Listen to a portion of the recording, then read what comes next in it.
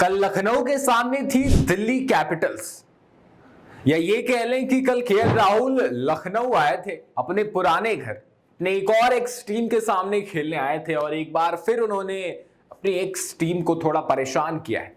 जब आरसीबी गए थे तो आरसीबी में वो कंतारा वाला सेलिब्रेशन करके आए थे। इस बार उन्होंने कोई सेलिब्रेशन ही नहीं किया और वो कहते हैं ना कि कुछ खामोशी शोर से भी ज्यादा आवाज करती है। कुछ उसी तरीके की खामोशी दिखाई मैच जीतने के बाद केएल राहुल ने अर्धशतकीय पारी खेली। कल का मुकाबला वो थोड़ा नेल बाइटिंग टाइप का मुकाबला नहीं था, वो आखिरी ओवर आखिरी बॉल तक जाने वाला मुकाबला नहीं था, लेकिन कल के मुकाबले में दो चीजें ऐसी हुई जो गौर करने वाली थी।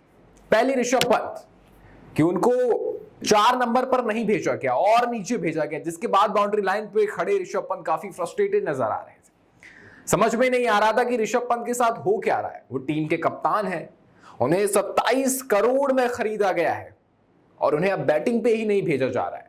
अब पता नहीं ये कोच का फैसला था, मेंटोर का फैसला था या ऋषभ पंत का खुद का था, किसका था पता नहीं, लेकिन ऋषभ पंत काफी फ्रस्ट्रेटेड नजर आ रहे थे। ऋषभ पंत का फॉर्म है नहीं, लेकिन फिर भी ऋषभ पंत को अगर फॉर्म में आना होगा तो उन्हें गेंदें तो खेलनी पड़ेगी ना। इस तरह से बच तो नहीं सकते कि ना चलो आईपीएल है कोई नहीं, मैं 6 नंबर 7 नंबर पे जाऊंगा, टीम जीत जाएगी। इस तरह से तो फॉर्म में ही नहीं आएंगे। और बात सिर्फ आईपीएल की नहीं है ना, बात तो इंडियन टीम में आने की भी है। और अगर इसी तरीके से वो 6-6 7-7 नंबर पर आते रहेंगे तो फिर टीम इंडिया में कैसे आएंगे।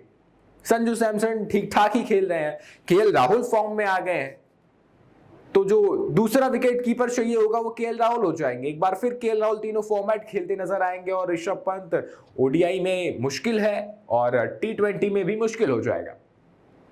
और टेस्ट तो किसके हक में रहा है? टेस्ट तो कोई नहीं कह सकता कि मैं ही खेलूंगा। टेस्ट ऐसा फॉर्मेट है, उसमें अच्छों के बुरे दिन आ जाते हैं।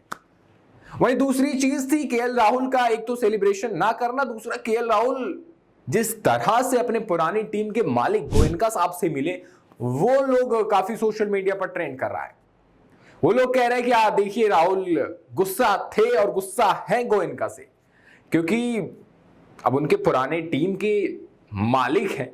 आपने देखा होगा कि जैसे ईशान किशन नीता अंबानी से मिलते हैं तो कितने प्यार से मिलते हो। नीता अंबानी गाल पर हाथ रख के रहती है, वो भी प्यार से बातें करते हैं। या प्रीति जिंटा से जब पुराने टीममेट्स मिलते हैं तो किस तरह से मिलते हैं, या और भी ओनर्स हैं जब उनसे मिलते हैं तो कैसे मिलते हैं।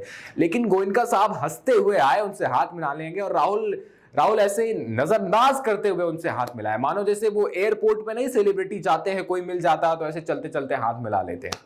कुछ उस तरीके से राहुल ने गोयनका के साथ किया। इससे ये तो पता चलता है कि दोनों के बीच अनबन तो हुई थी।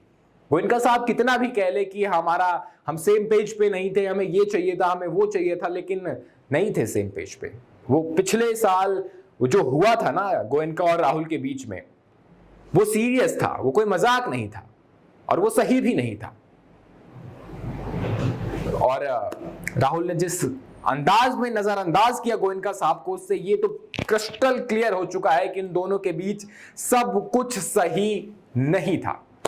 कल के मुकाबले में यही दोनों बड़ी बात थी, क्योंकि मैच तो आसानी से दिल्ली कैपिटल्स ने जीत लिया और टॉप 2 में वो बरकरार है। अब पॉइंट्स टेबल की लड़ाई शुरू हो गई है। अब वो समय आ गया है कि जब मैच से ज्यादा पॉइंट्स टेबल पर लोगों की निगाहें होंगी। और पॉइंट्स टेबल में भी कई तरह की लड़ाई चल रही है। एक लड़ाई दिल्ली और गुजरात के बीच में चल रही है कि टॉप 2 में ही बने रहना है। दूसरी लड़ाई 4 टीमों के बीच चल रही है, आरसीबी, पंजाब, मुंबई और एलएसजी। एक लड़ाई है जो चल रही है सनराइजर्स हैदराबाद और चेन्नई सुपर किंग्स के बीच, कि कौन नीचे रह जाएगा। कोलकाता किसी लड़ाई में नहीं है, वो कह रहे हैं हम डिफेंडिंग चैंपियन हैं, हम ऐसे ही खेलेंगे इधर उधर करके, हम किसी लड़ाई में नहीं रहेंगे, ना हमें ऊपर जाना है ना हमें सबसे नीचे रहना, हम कहीं बीच में अपनी जगह ढूंढ लेंगे। और कोलकाता वही कर रही है। कोलकाता वो टीम बन सकती है जो जितनी लड़ाइयां चल रही है इन सबका काम बिगाड़ दे। वैसे आपको क्या लगता है केएल राहुल के उस अंदाज पर आप क्या कहेंगे, उस अनबन पर क्या कहेंगे, और आपको क्या लगता है टॉप 4 में कौन फिनिश करेगा अब की अंक तालिका को देखते हुए? आपकी जो भी राय हमें कमेंट में जरूर बताएं और ऐसे ही तमाम खबरों के लिए बने रहे हमारे साथ और देखते रहे GBA 24।